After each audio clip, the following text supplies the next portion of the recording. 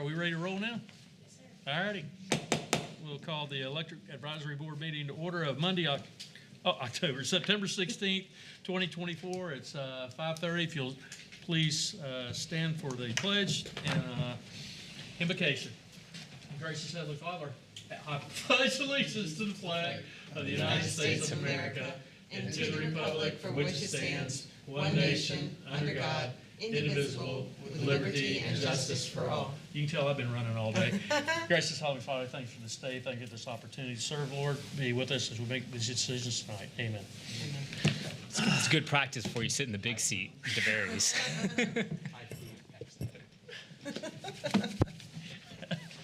Okay. Approval of the minutes of May 6th. Everybody had those sent to them earlier. Any corrections? If not, I'll entertain a motion. Motion.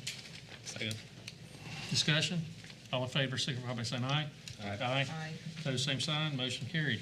Regular meeting minutes of June 3rd, 2024. They were sent out. Move to approve. Is there a second? Second. Discussion? All in favor, signify by saying aye. Aye. Opposed, same sign. Motion carried. Discussion items. Power cost adjustment. All righty, so I'm going to kind of, there was two items on the agenda plus whatever you had, kind of review the budget and the power cost adjustment. So I've put together a PowerPoint presentation and I've weaved them together. So we'll kind of tackle both at the same time. Our last meeting was in June? Yes. And then everybody's schedules in summer got in the way, and then everything went crazy, and then the budget is only half approved. So if you guys want to yell at the commission or advise a change in course, there's still time, believe it or not. So with that, I'll just jump kind of right into it. And as I said, we kind of mix everything together. Really, before we get started, I know one of you are going to ask, how's the teacher incentive program going? How's the teacher incentive program? There you go. As of Friday, we've given out 4 waivers. Perfect. One was for Beacon College. By the way, that one wasn't supposed to go out. It was K through 12. We have fixed that error, so that was an implementation error. But one for Pinecrest Academy, and then one for Rhymes Elementary, and one for Lake Mineola. But all those teachers, all living now in the city of Leesburg. Okay, so to the budget. Kind of some of this is probably repeat from as we tipped off. And I'll opine a little bit, but some of the changes and some of the stuff that kind of solidified that I wanted to bring out. So about 6 points. One was we changed up the wholesale purchasing formula. So obviously the lion's share of the electric budget at 80 some odd million bucks. You know, most of it is the power purchase line from FMPA. And we kind of changed some formulas in there at the last second. Really, I felt like a consultant, no disrespect to the consultant, but some of the numbers that were projected were actually giving the electric department too much money. The profit margin was too big. And I felt like where the cash levels were, and because we were historically underperforming those estimates, we needed to change that up.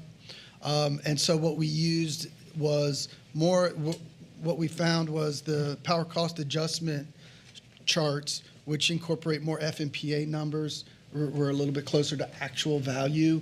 And so we use that a little bit more to estimate overall power expenses and then also revenue in. And that was kind of the big one. So that actually left Brad probably a couple of $1 million short. So where he was teetering on balancing, he went back to not balancing because we were tighter on the power cost numbers versus revenues in. So that made his budget a little bit tighter, so it's a little more conservative. So we made up for it, though, in other places. And I'll talk about that in a little bit of detail. Contribution and aid, we talked about a little bit, so we're kind of changing the process up there, reviewing those a little bit.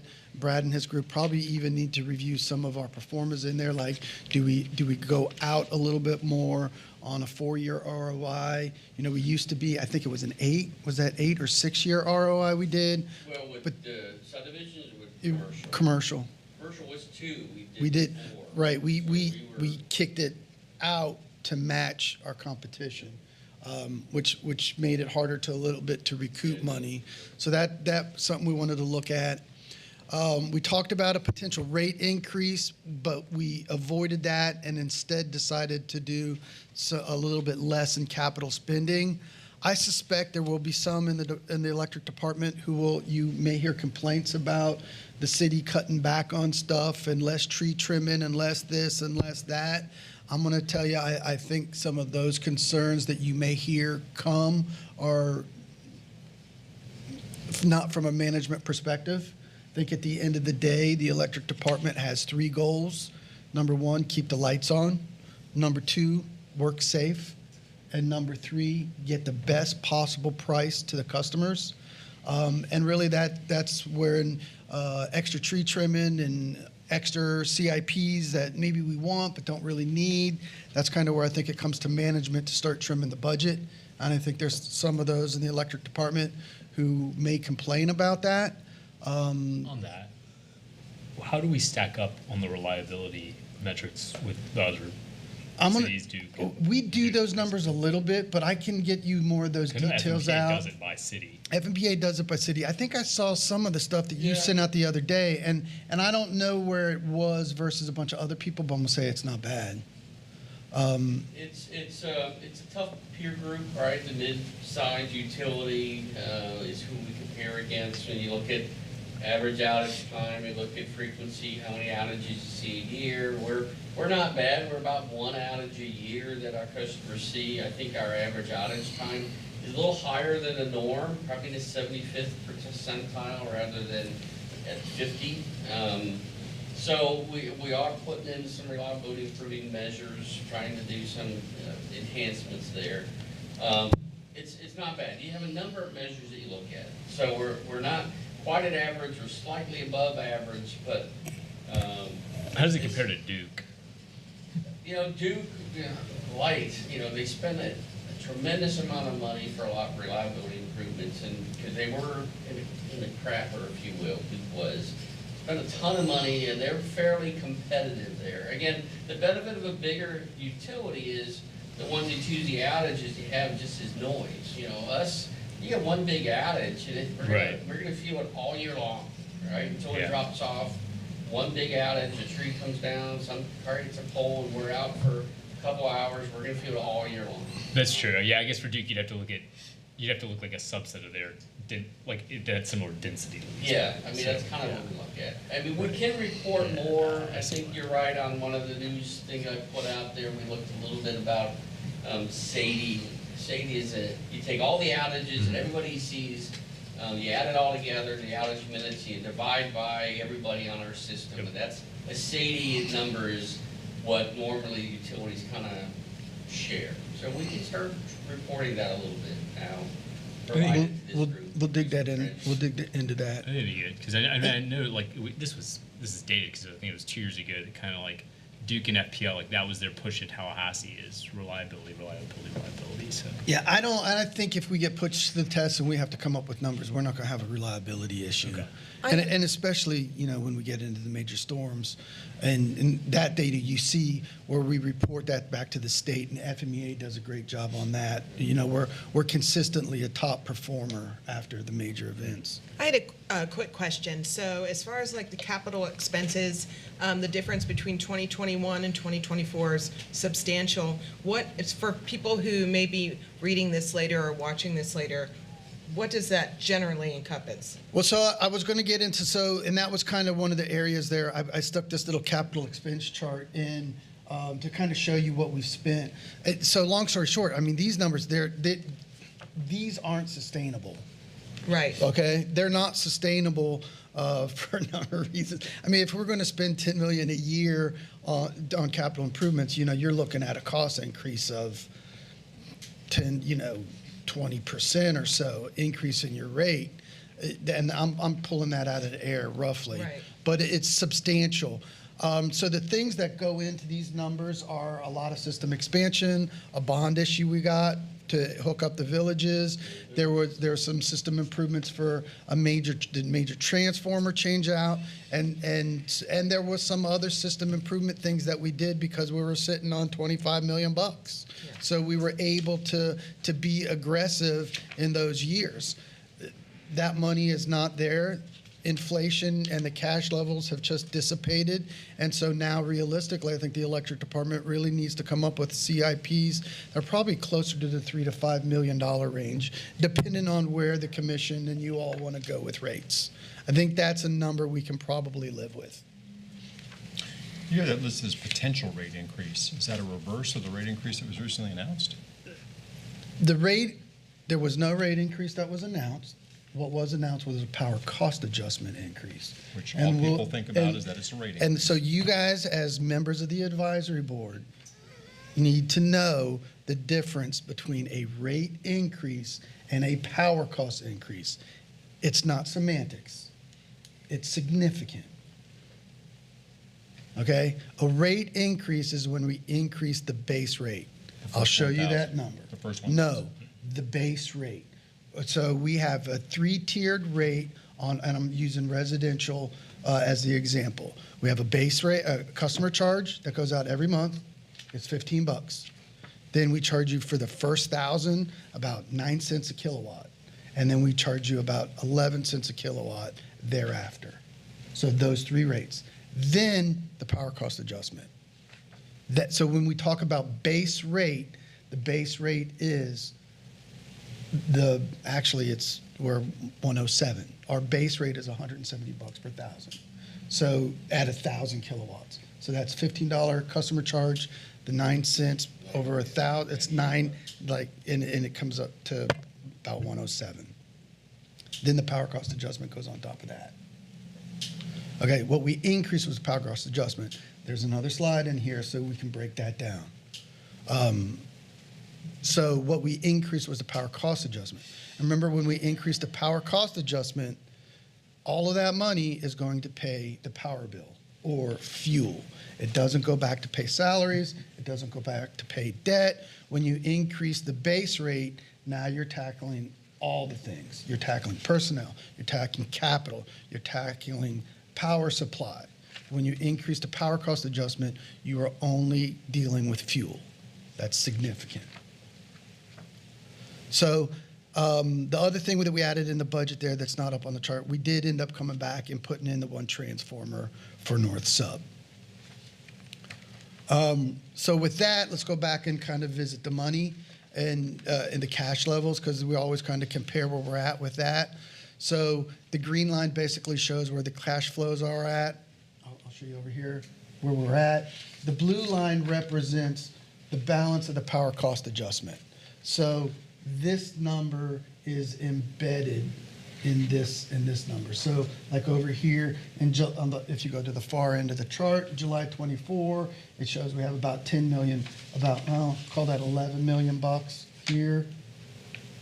But a little over 3 of that is power cost adjustment. So that's a separate pot. So their total cash is really about 7 million bucks. I like to show that chart because you see where the power cost adjustment is. This is the chart that Brandy likes because this is more the true cash number chart without the power cost adjustment. So you see the decrease from the 20 million where they were sitting on, where the electric was sitting on a lot of cash to the low point to the low point to now where we've started to build back up. So we're sitting right about the reserve requirement. And all those things are derivatives from being aggressive with capital improvements, with inflationary costs, and those type of things. And again, all the money that went out for the when the gas prices went bad has been recuperated. So we were under our reserve requirement, according to this chart, for a bit. Yes. Bond people don't care. We were under that when we didn't get called from the bond people. Okay.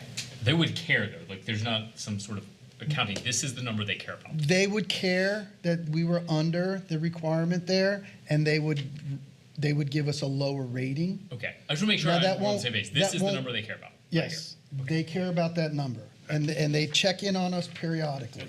And so that's the number that by the time we get the next check-in, I think it was spring or so is when they typically call us to check in on our cash. Ordinance, right? Or we have an ordinance that says this is the minimum amount of flow. So since that's what we've passed, you know, we have. By ordinance, as well as the bond covenants that we have, that says we're going to keep a certain amount of cash on hand. And so that's the number that we need to watch. At this rate, you know, if we dropped and we got dinged on our credit rating, it's not going to affect us as far as increase in our existing obligations.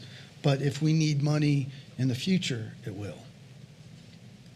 Yeah, or that would enable them to call the bond. I don't know what the terms are. Yeah, I mean, don't think there's it'll get that bad, but so obviously I think the healthy number to have that sitting around is probably closer to the 15 million mark. You know, that's not too much and that's comfortable. So that's really where I'd like to see the electric fund get back to. So now I'm going to start peeling off into the power cost increase, which we spoke to. So I'll talk about the power cost increase, and then I think I got a chart here that'll show you how that matriculates into your rate and kind of the derivatives between the base rate and the power cost chart. So this is, I tried to make this as simple because what we are trying to do is we understand that the power cost adjustment is a significant part of your bill. And we've been very successful at keeping the power cost low, which helps bring down your overall bill. And so what this chart is basically showing is the blue line is showing what the power cost is in per 1,000 kilowatts. So in October of 15, the power cost per 1,000 was about $12. The orange line represents what the balance of the power cost adjustment number is. The black dotted line represents where the goal, we want to maintain it around $3 million.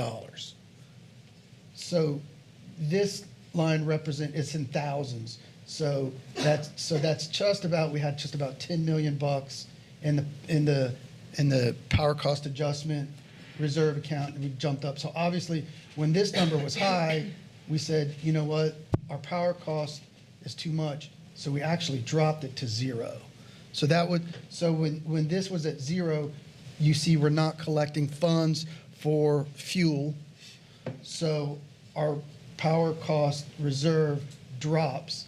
And as we get to the $3 million mark, we bring it back up. And we did pretty good, you know, again, from April 17 through about when, really until the spike, where we really maintained it around 3 million, and we had a couple of drops in there to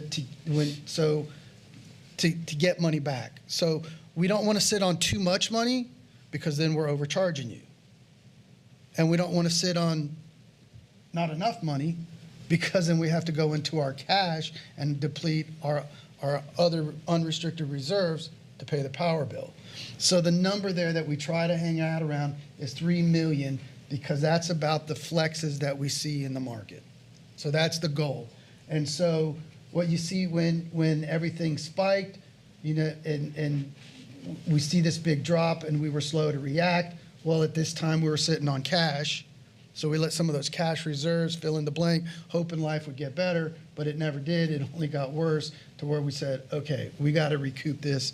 This is too much of a loss. And then as soon as we got the cash back, we dropped the rate and we dropped it again.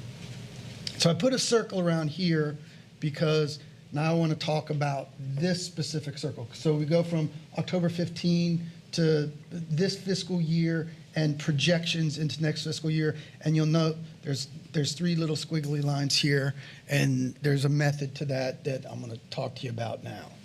But before I do that, I want to say August was a super good month for us. And this is how kind of everything can fluctuate. And we've talked about growth, and then I've said something goofy like a black cloud can come out July 23rd at 2 p.m. and it's not quite so hot, so we don't peak. So August of this year, just this past month, I just got this number in today, by the way, is a great illustration of when we don't peak, and we don't use quite so much energy, but we're nice and consistent, the system performs well in the summertime. And remember, every month it changes. So the point to this slide, and then I'll get into the detail of it, is we almost made an unaccounted for $1 million in August. That was after we announced that we were going to increase the power cost adjustment. So that's good news. It doesn't mean we can't not increase it, and I'll show you that. But what it does mean is it might mean we don't need to do a second adjustment in April like we were thinking, April 25, but I'm not ready to say that yet. But what I'm trying to demonstrate is just a shade of a variant that's in the $1 million range can really change projections.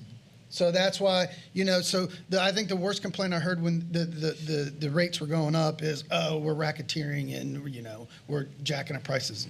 No, we're actually trying to do the opposite. We're trying to keep your price as low as possible, but at our current levels, when we see these fluctuations, we can't be slow to react like we were in the past because we're sitting on so much cash.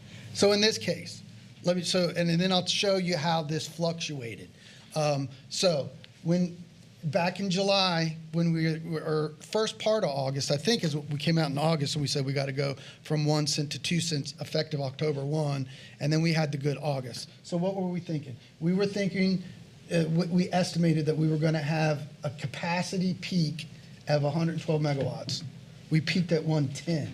So that's only 1.3% off, but it was enough to make a difference.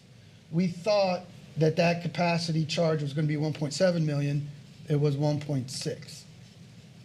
We thought we were going to use about 59 million kilowatts of energy. We used 55. We thought we were going to pay 2 million for it. We paid 1.6. So if you put this number and this number together, there was a variant there of about $500,000. So that, it's percentage-wise not big. Hold on a second.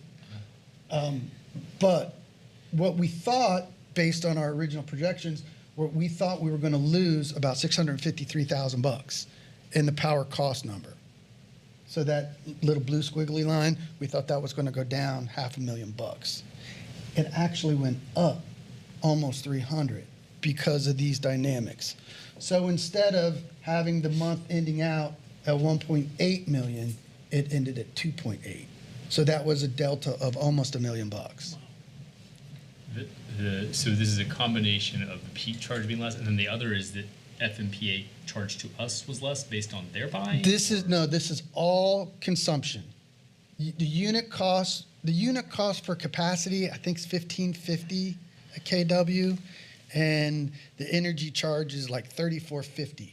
So those numbers stayed the same. This was just our performance matrix. We didn't consume as much, and we were more consistent. So our costs were less, but we still sold a considerable amount. So we were able to over-recover in a time where we thought we were going to under-recover. Do you have any idea what the factors were that went into the underconsumption? Rainy, not quite as hot. Weather. And weather during peak times. Yeah. So I can tell you from my business, it was very rainy. It's You know, that- yeah, so- I was about to say, delivery so it's- wise, I loaded a lot of So vans it's- in the rain. It's that touchy. So what does that do? So now let's jump back to this chart. So this chart now is the circle from here, right? So what am I trying to show you? So this is where the power cost adjustment was. The actual numbers are now till August is an actual number. So we're planning to stay at 1 cent or 10 cent per thousand on the power cost adjustment. In October, we go up to 2. What we thought was going to happen when we increased the power cost adjustment, it was this dotted line. We thought we were going to continue. So here's a reference line of that black line again is the reference line of 3 million in reserve that we wanted to keep in the power cost adjustment. So I said here, and there's your $1 million delta. I wish it would work up there, but so this is your $1 million delta. So this dotted red line represents where we projected the power cost to end at the end of October 3, but then we saw this trend coming ahead where we said back here, we need to increase the power cost adjustment to avoid this. So now that became the green. So instead of this trend, we're this trend, just because of that different $1 million in August. So let me say that over again, because I think I convoluted it. This red dotted line, so about right here, we said, this trend is not looking favorable for us. So we need to increase, actually, I didn't put that trend on here. It was more of a this trend. That's why we went up to 2. So we put it into this trend. With the change in August, we're now on this line at 2. At 1, we would still underperform. But the difference is at 2 versus this green versus this red is now showing where the trend would be if we stay at 2. Actually, this one showed it at 2.5, be all the way through. This one stays at 2. Cents on the power cost. So long story short, we had a super good August. That $1 million makes a difference, and it's made enough difference that depending on what happens in the winter, we might not need to do the extra ½ cent. My guess is we're probably gonna need something come April. Probably it's gonna be like $22.50. Back to this chart, because I think it's a good one in a historical trend. I think where the future's at is we're probably gonna be in this band where the power cost adjustment into the future. So you had a $900,000 swing versus your projected, Yes. correct? What's like your average monthly swing versus projected? It can go all over the place, but typically typically we can miss either a $500,000 either way, plus or Okay, minus. so the 900's a little outside the norm, but not a lot. It's a little outside the norm for August because typically August is a loser month. Okay.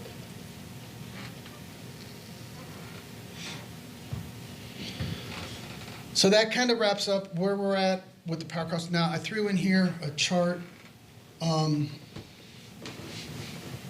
me jump down to this chart because I put a rate. Where is the rate chart? I put a rate chart in here. Yeah, it's this chart. So this is actually I think I'm right on course. Yeah, so I go from right into the rates now. Okay, so here's where we're at as far as our rate comparisons.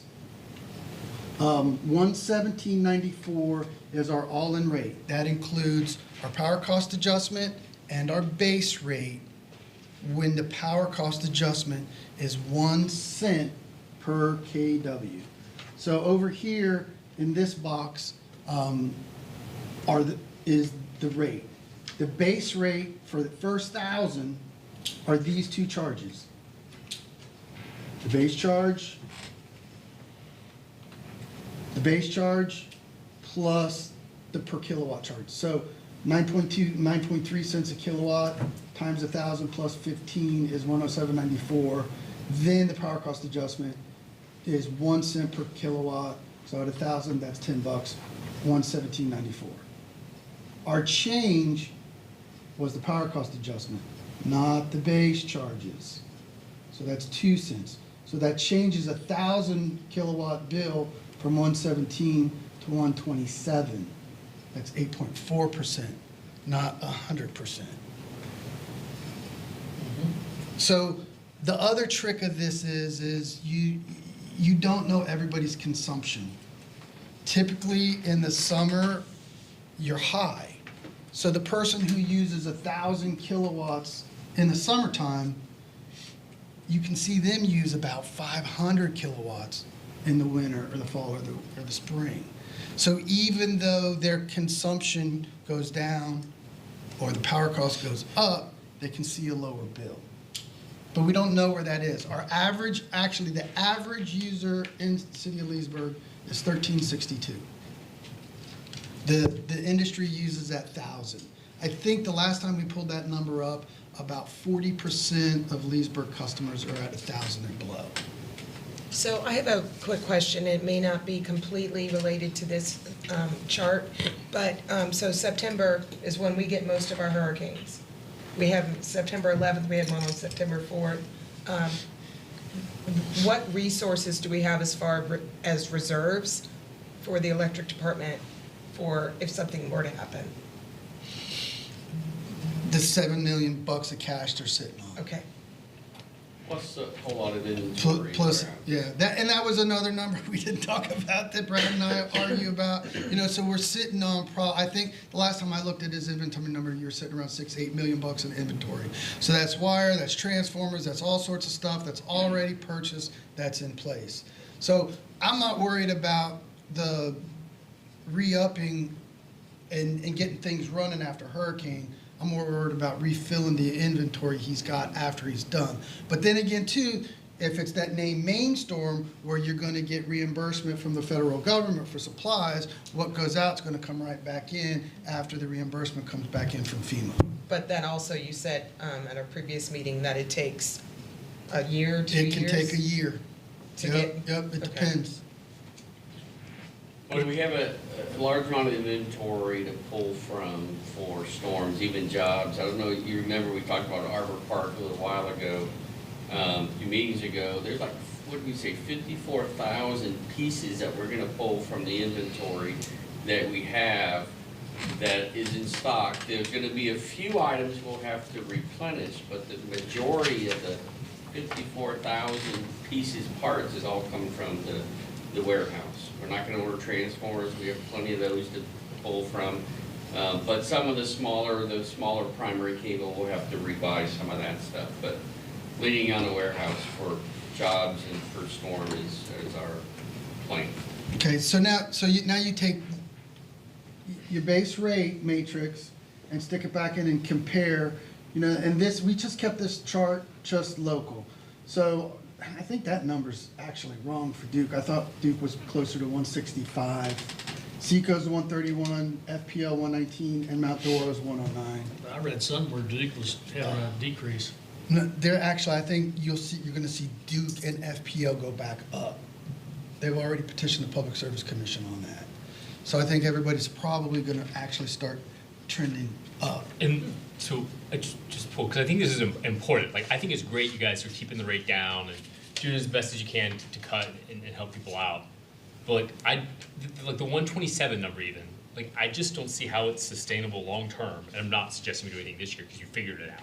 But when I just pulled up August 2014, so 10 years ago, 1,000 kilowatt, Leesburg was 133.80 something, and Duke was 129.49. So Say that again? Duke was 129.49 129. 10 years ago, August 2014. What were 130, 129? And almost we were 134. That was where we were 138 going Well, 134 in August. 145. Yeah, August we're 134. But it's just there is nothing in this world that is cheaper today than it was in 2014, other than our electric. And I know like people don't want to hear that, and I don't want to hear it because I certainly don't want to pay more, and I'm not paying more because I'm using more, just like everyone else. But like the actual rate is less, and with the inflation and salaries and equipment and everything else, For 10 that's years. why Duke's at 150 and going up, because this is not the long-term sustainable number. But I'm glad you figured out how to do it for a year. Well, I think we're doing a little better than that, because where do we get the money? We have significantly cut the electric to general fund transfer. That's a significant number. Okay, so in 13, we're pumping $5.25 million into the general fund. This year, we're doing $1.5 million. So if you're an outside city customer, That's half of what we did in 24. if you're an outside city customer, you gotta love that number, because that means you're not paying for general fund services. I thought the term said it had to be 6%. It did. Then how are you transferring less than 6%? Well, I don't think we're gonna get challenged. I mean, I think you do that for a little while, but at And- some point, and like, I- why even have an electric system if you're not gonna transfer the franchise fee? You Because just I go also, selling it at because I also 6%. think you're gonna have state law that's gonna put that on us. They're Less gonna than have 6? in Yes. upcoming state law or Yeah, now? there's, I think upcoming state law is gonna mandate less than 6. So what this what this 3 represents, what this number actually represent, that's a 6% franchise fee on customers inside Okay. corporate limits. That's And so that's where I think state legislation's gonna go. Well, that's a reasonable, interpretation as opposed to just pulling it. Yeah, And, I don't know. and so also I think too, one of the reasons that fight is gonna be an issue is we're losing Baxley. And so some of the legislators that were key and senior, keeping some of these arguments from getting to the floor, are not gonna be there next session. Yeah. So, So, I can't remember what the bill numbers were this past session, but literally Senator Baxley kept those issues from getting to the Senate floor. So even though they passed in the House, they never even saw a Senate hearing because Baxley kept it from going that way. That's no disrespect to who'll be our next senator, but the difference is our next senator is not not gonna have the his position. seniority Freshman, that Senator Baxley had. We still And need- so- we so still need to some work of him those- there. So we do need to, we do need to work our next senator and representative. And so, and the frustration that I see is even on our House side, is split up between Yukarski, whoever is going to be the next one, and yeah, And then and somebody's- those districts start to get, those districts start, Leesburg Electric becomes smaller cog in their representation because, like for Yukarski, for example, he's gonna get hit on by Duke. Right. yeah, know- McLean's the one that is gonna have the power, and he's been there for a while, and he's Ocala. And he's So- got a little bit of Lake County when he was a representative. So we continue to work those angles, but that big decrease this year is really kind of prepping in turn for, is the world gonna change for municipal electric utilities? And the legislation that's gotten passed is looking to protect those customers that are outside of your service district. And that's where, and it is that 6% number. So even though it's not a 6% transfer, it equals 6% of incorporated. Now look, I'm mincing words with you, okay? Right. So it's 6% So- of incorporated customers. So really everybody is kicking in 3 versus 6. I mean, and just throw this out there, obviously it's purely hypothetical, but if a bill like that actually got passed, like, do you go to Duke for a territory swap and say, like, take our stuff outside, give it to us inside? I don't think that's possible.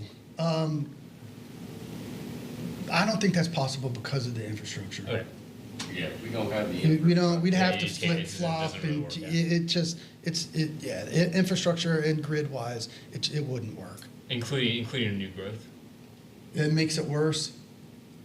So consider the stranded cost. We spent $9 million, $8 million hooking up the villages of Catherine or whatever in Sumter County. And I don't know what Duke spent, which is outside our city limits. Yeah.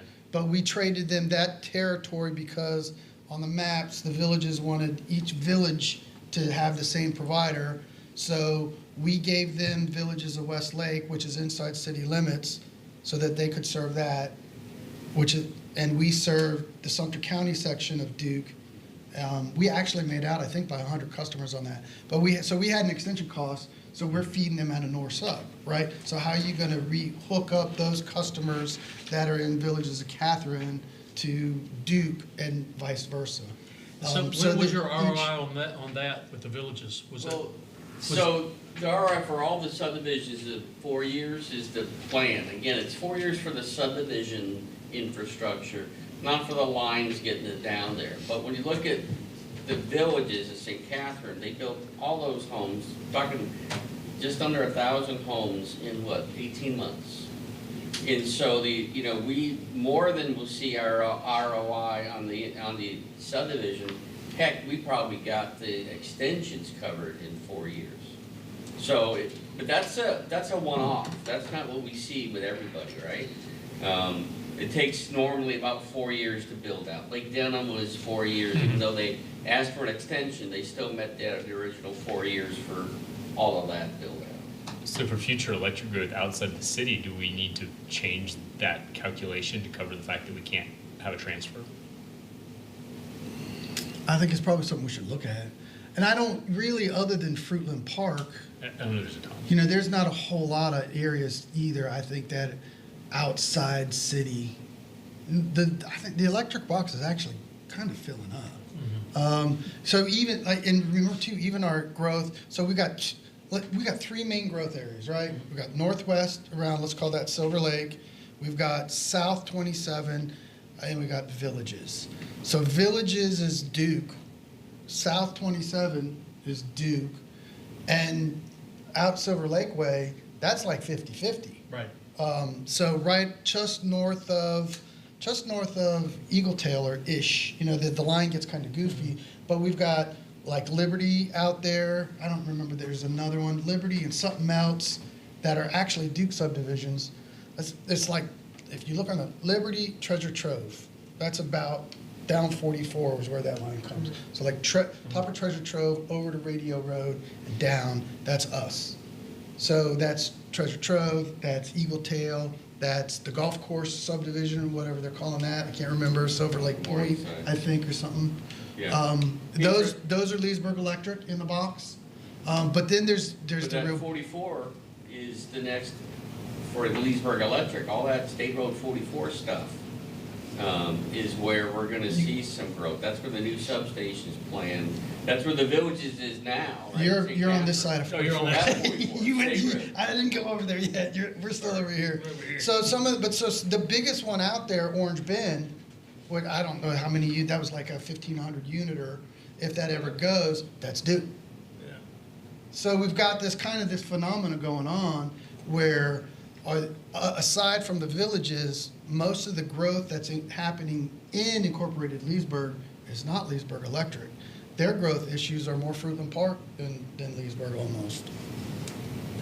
So So, Sunnyside has some plans, right, for development. We have plans on State Road 44 and Fruitland Park, like we're seeing now, getting filled in, so. And County Road 44, there's, you know, over your property, as well as Sing Road, Treasure Trove, those are all approved subdivisions as well in that corridor. For us, feeding those is fairly straightforward. I got the infrastructure already there. It's the stuff further on State Road 44 that, you know, arguably will fill in and cause us to build that 5th substation. You know, not next year. And a lot of that might be commercial that's not in the city. Or will be. there's, so Brad jumped over the west side of 44. So some of the big project is over there, there's that residential, commercial, multi-use, Palm something, we should know the names. Palm, there's Ringhaver, You got the one they just sold. Calvin property and some Yes. stuff. Cottums, or not Cottums, it's right in that area. That's probably the biggest, that multi-use the one Paquette area? is, Yeah. is the biggest one for him. So, When you had fiber, I assume you did a transfer from fiber as well? yes, What was the percentage for that, just out of curiosity? it was 10%, and the transfer was about 100 grand. Okay. The fiber ran between 1 and 1.5 million. I can't remember when we completed the sale. So that's a good question though, because so then why would you sell that asset? Well, for 2 reasons. A, it brought, I think we netted 7.5 million. So 100,000 divided by 7.5 million, that's a whole lot of transfers and cash up front, which helped us finance most of the improvements that you've seen around the city. Venetian Gardens, the aquatic facility, Ski Beach, all that was financed really between the gas surplus and the sale of the fiber. So when the Facebook universe makes comments like they're jacking up our electric rates to pay for things like the pool and the blah, blah, blah, blah, blah, to some degree, that's legitimate in that some of this money is going into those types of projects. No, those comments are not legitimate whatsoever. Because there's not been one penny of electric money that's gone into any specialty projects So since what's the what 2013. does the transfer go into then? How are those funds being used once they're transferred into the general fund? General services, police, fire, recreation, not capital improvement. Okay. Accounting, human resource. And at this point, L- if we sold the electric, the general fund would get more money for that stuff. Right. So we are subsidizing the rates at this point. Actually, the general fund is now subsidizing the electric department in that way. You get 6%, your transfer would be bigger. I don't know if I agree with that. I think we look more like a traditional municipal Well, corporation. you would get this amount of And- money because of the but- internal, and then you would get a bunch of cash for all the external customers.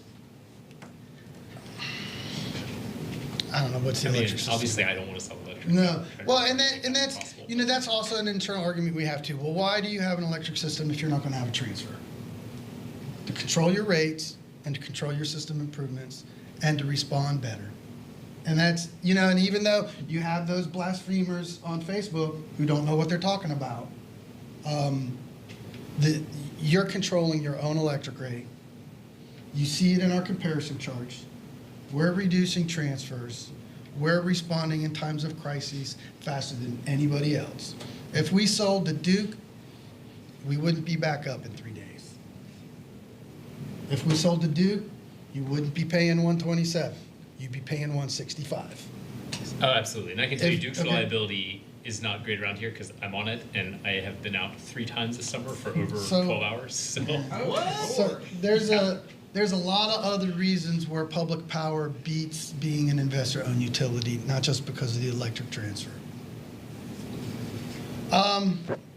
We go into little other stuff here. Here's all our debt notes. There's about 40 million in bond principal in those years. Then we kind of just break down into all the, you know, the overall general services, power supply, distribution, blah, blah, blah. What's our debt service on the electric? Go back to that. And what percentage of our budget goes to, for debt? I don't have the payments in there.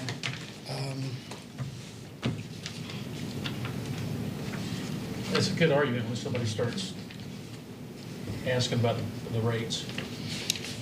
Bond issues. Are you digging that up, Dan? Are you gonna beat me to the punch? The debt payment? I got a call for you. debt service. Give it to the numbers guy. 3.8 million. A year. Yeah, 3.8 out of the 72 is our debt payment with the, 4%, Yeah. 3%. so it's, I would say that's relatively That's, low. it is low. And then we just break down to pretty much, and that's your budget this year for capital. It's 3.2 million versus the other bigger numbers. Kind of trying to live in a world of 3 to 5 million, depending on where a bunch of other things go. And then that really rounds out the presentation. I have one quick question. The power cost adjustment, how will that affect for commercial or small business or large business as far as numbers? It's the same rate, so whatever your kilowatt usage is times the cent. Okay. Or the 2 cent now. Is it prohibitive or not the norm to have a residential rate and a commercial rate for the power cost adjustment? With the assumption that businesses, Ask me that question again. is there any model in which there's 2 different rates, one for commercial and one for residential? We have different rates. Different power cost adjustment. Oh, The power cost Not a adjustment. different BPCA, but you have a different.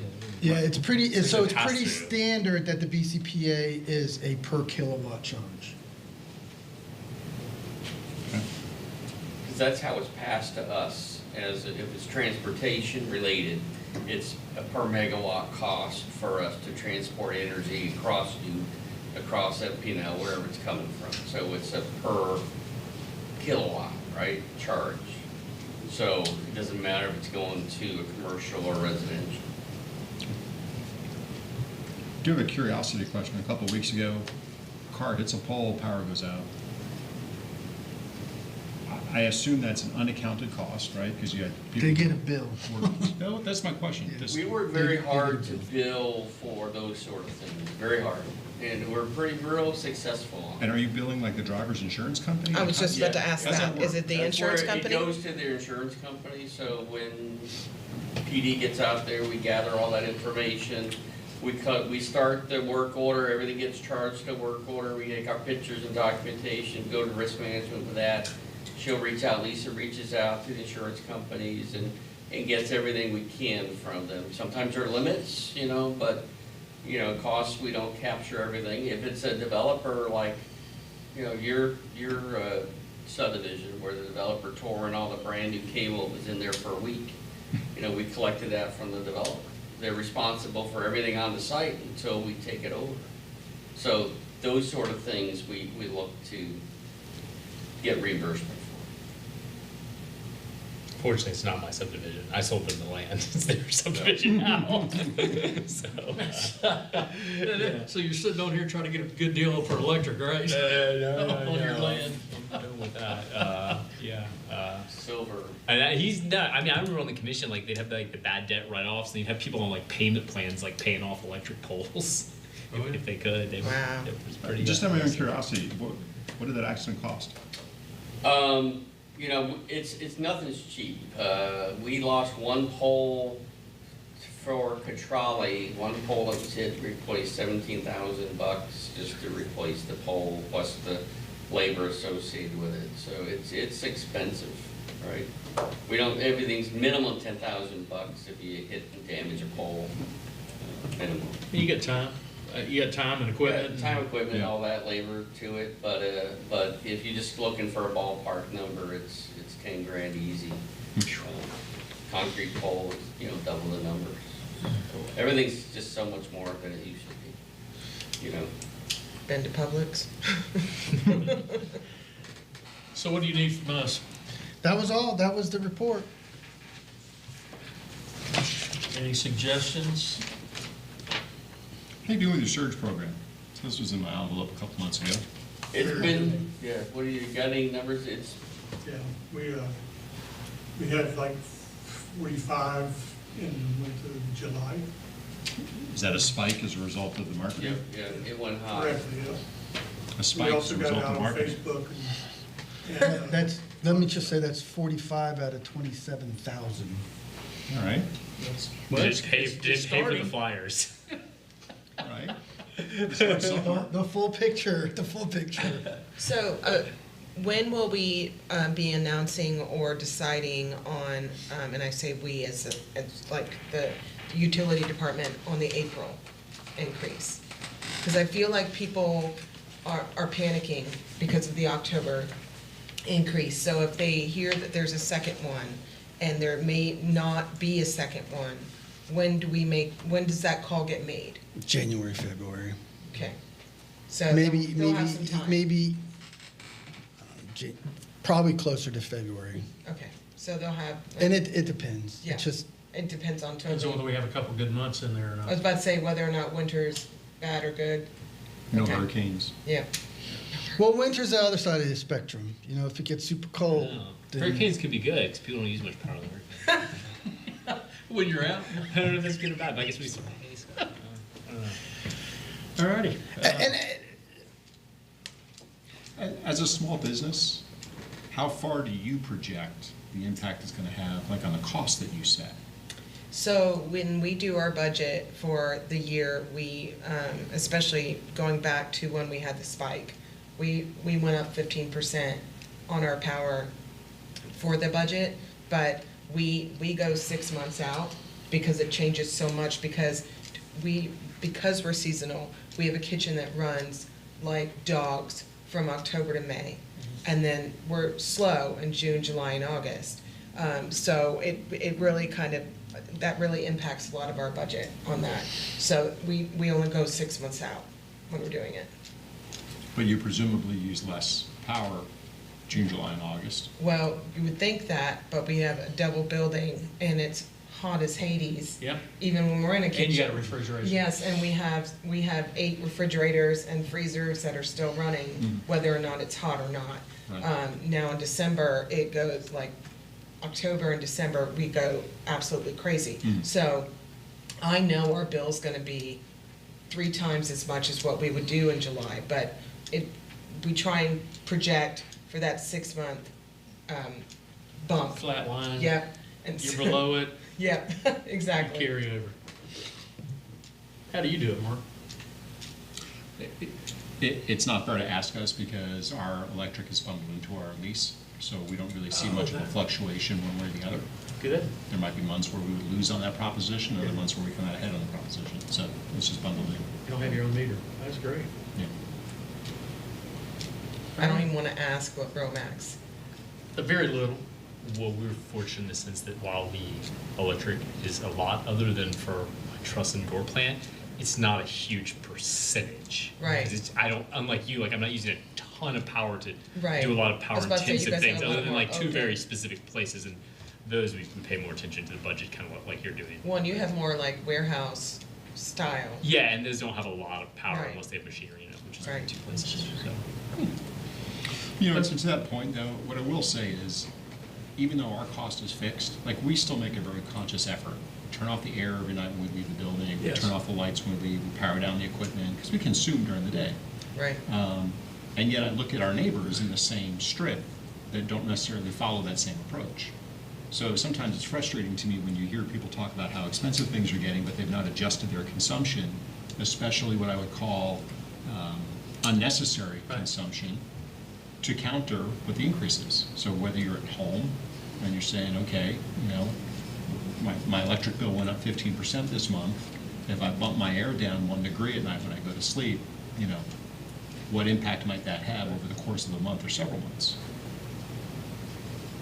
You know, when gas goes up, we might give a second thought about going out to dinner down in Claremont versus, you know, going to downtown Leesburg.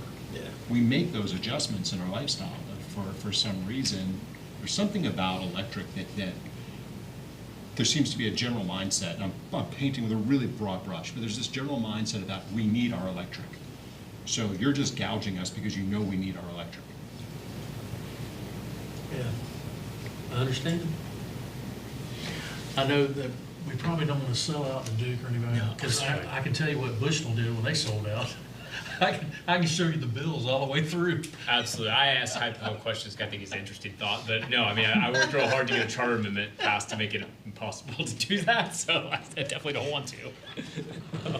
But in hindsight, you scored on the fiber sale. I mean, right? I would think that, yeah, I think that was a big score. And probably sold at about the peak of the market, because now Or it's been now sold, everybody's It's offering been it. it's been sold since they 2 or bought 3 it. times since I know Yeah. for once, I don't know, 2 or 3. Well, who you sold it to, and then they sold it again. Yeah, but I don't know if after that. We Okay. sold it to Summit, and then Right. Summit sold it to somebody else. Yeah. I mean, we basically got Summit sliced check, and then they sold it.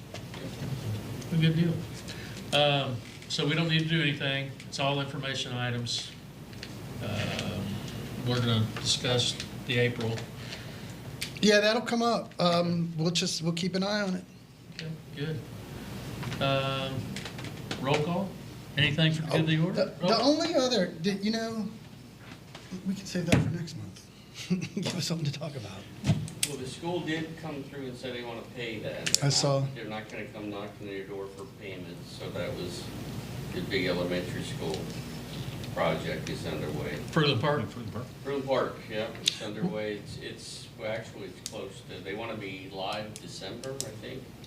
They're shooting for. I know. What was the We're issue doing with the that? furniture, I can tell Couple you. things, they have, the make-ready cost that we talk about when a new project goes in, they have some turn lanes into the school, and we have existing facilities, and we have to relocate existing facilities, so that becomes a cost to relocate. And they didn't have all that into their budget. We went back to the drawing board, made some slight modifications, left a little bit of the overhead up on Uric, but we moved it back on their private property within an easement.